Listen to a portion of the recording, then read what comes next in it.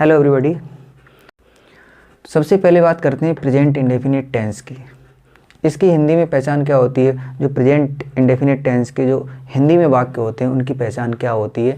उनके लास्ट में, हिंदी वाक्यों के अंत में यानी लास्ट में क्या लगा हुआ होता है? ता हूँ, ती हूँ, ते हो, ती है, ता है, ती है आदि शब्द दिए जाते हैं।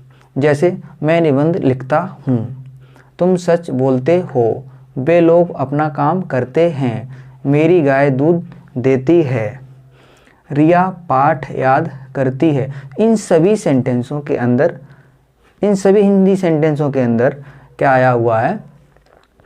ता हूँ, ता हो, ते हैं, ती है, ती है। इनसे हमें बहुत आसानी से पहचान सकते हैं कि ये किन टेंसों के वाक्य हैं।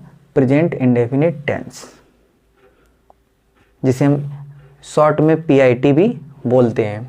अब बात कर लेते हैं अंग्रेजी की पहचान, यानी अंग्रेजी वाले सेंटेंसों को हम कैसे पहचानेंगे कि ये प्रेजेंट इंडेफिनिट टेंस है। तो सबसे पहले इसकी पहचान है प्लूरल सब्जेक्ट। जब भी कोई प्लूरल सब्जेक्ट दिया होगा तो उस सेंटेंस में केवल वर्ब की पहली फॉर्म लिखी हुई होगी। सेंटेंस के बीच में कौन सी फॉर्म लिखी होगी? वर्ब की फर्स्ट फॉर्म। तो समझ लेना वो किसका टेंस है? प्रेजेंट इंडेफिनिट टेंस है। अगर प्लूरल शब्द, दूसरी इसकी ये पहचान है डू नॉट वर्ब की फर्स्ट फॉर्म, यानी ये नेगेटिव सेंटेंस में यानी डू और डू के साथ नॉट आए, फिर उसके बाद वर्ब की पहली फॉर्म आए, तो भी समझ लेना कि ये कौन सा टेंस है? प्रेजेंट इंडेफिनिट टेंस है। इसकी तीसरी पहचान है अगर सिंगुलर सब्जेक्ट दिया हो तो डज नॉट वर्ब की पहली फॉर्म, फर्स्ट फॉर्म आती है। इसी तरीके से इसकी चौथी फॉर्म, इसका चौथी पहचान है वर्ब की पहली फॉर्म में जो वर्ब का पहला रूप होता है उसमें एस दिया होगा, उसमें क्या लगा होगा? एस लगा होगा। और इसी तरीके से इसकी पांचवी पहचान है वर्ब की पहली फॉर्म में ES दिया होगा। है कौन सी सेंटेंस में हम डू का यूज करते हैं, यानी जो प्लूरल सब्जेक्ट होता है उसमें तो हम डू का यूज करते हैं, और जो सिंगुलर सब्जेक्ट होता है उसमें हम डज का यूज करते हैं। तो एग्जांपल देख लेते हैं, जैसे यू स्पीक द ट्रुथ, है ना। तो स्पीक वर्ब का पहला फॉर्म है। We do not tell a lie, तो do not tell a lie क्या है? यहाँ पे वर्ब है। He does not sing a song, does not sing क्या है? आपका वर्ब फॉर्म है। He does not sing a song. Rekha eats food, Rekha eats food, तो इसमें क्या आया हुआ है? eats।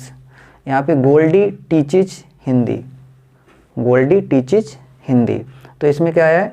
ES आया हुआ है, इसमें S आया हुआ है, इसमें डज नॉट वर्ब की पहली फॉर्म आई हुई, इसमें डज नॉट वर्ब की पहली फॉर्म, इसमें केवल वर्ब की पहली फॉर्म आई, क्योंकि इसमें वर्ब कैसा है? सब्जेक्ट कैसा है?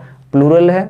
इसमें सब्जेक्ट प्लूरल है इसलिए इसके साथ डू आया हुआ है। इसमें सब्जेक्ट सिंगुलर है इसके साथ, इसलिए इसमें डज आया हुआ है। इसमें वर्ब की फर्स्ट फॉर्म में एस आया हुआ है, और इसमें वर्ब की फर्स्ट फॉर्म में ES लगा हुआ है। एस कहाँ पे लगता है और ES कहाँ पे लगता है? तो जिन वर्ब के लास्ट में, जिन वर्ब का last letter S, SS, SH, CH, OX और Z होता है, उन्हें सिंगुलर बनाने के लिए हम ES लगाते हैं। एक बार फिर से सुन लीजिए, जिन वर्बों का अंतिम लेटर,